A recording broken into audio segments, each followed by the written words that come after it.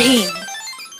एक बहुत खूबसूरत गांव था। उसका नाम ढोलकपुर था। उस गांव में एक नदी थी जो हमेशा बहती ही रहती थी।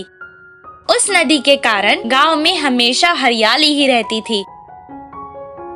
कुछ साल बाद वहां बारिश होना बंद हो गई और नदी सूखकर बंजर हो गई और गांव में काम ना होने के कारण गांव के लोग दूसरे गांव में काम के कारण जाने लगे। राजू और भीम दो आदमी एक ही गांव में काम के लिए गए। राजू बहुत अक्लमंद था और भीम जैसा उसका नाम वैसे ही वो बहुत शक्तिशाली था। वो आराम से कितना भी भार हो उठा सकता था। उस गांव में एक बहुत बड़ा लकड़ियों का व्यापारी रहा करता था। वो दोनों उसके पास काम मांगने गए। तब वो व्यापारी उनसे कहने लगा, जंगल जाकर लकड़ी काटनी पड़ेगी। क्या तुम दोनों से ये हो पाएगा? हाँ हो जाएगा। ये तो कोई मुश्किल का काम नहीं। तब व्यापारी ने जवाब दिया, तुम दोनों जितने पेड़ एक दिन में काट कर लाओगे उस हिसाब से ही तुम्हें पैसे मिलेंगे। वो दोनों कुल्हाड़ी लेकर जंगल गए। पहले दिन होने के कारण वो दोनों बहुत उत्साहित थे और जोर जोर से पेड़ काटने लगे। भीम ज्यादा ताकतवर होने के कारण बहुत जल्द ही 10 पेड़ काट चुका था। राजू के लिए ये मुश्किल काम था, पर उसने भी कर दिखाया और 10 पेड़ काट डाले। दोनों का ये काम देखकर व्यापारी ने उन्हें शाबाशी दी और अच्छा खाना दिया। खाना खाने के बाद वो दोनों एक पेड़ के नीचे आराम से सो गए। दूसरे दिन उसी उत्साह से वो दोनों फिर से जंगल गए। राजू कल की तरह आज भी 10 पेड़ काट चुका था।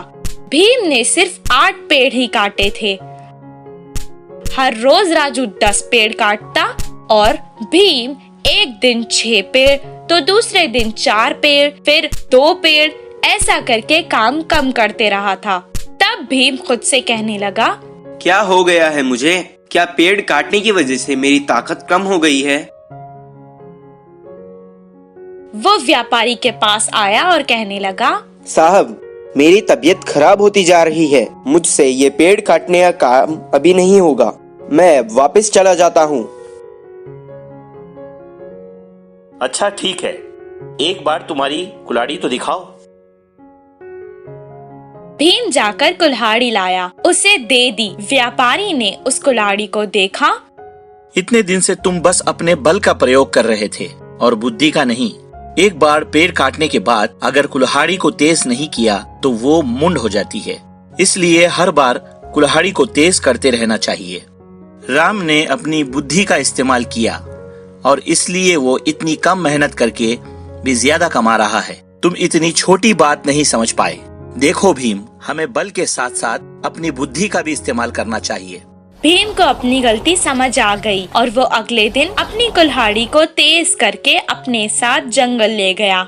जैसे पहले दिन उत्साह से उसने पेड़ काटे, उतने ही उत्साह से उस दिन भी काम करने लगा। बुद्धिमान राम की तरह उसने भी बुद्धि का इस्तेमाल किया और इसीलिए उसे बहुत ज्यादा फायदा हुआ। इस कहानी से हमें ये शिक्षा मिलती है कि हमें अपने बल के साथ साथ अपनी बुद्धि का भी इस्तेमाल करना चाहिए।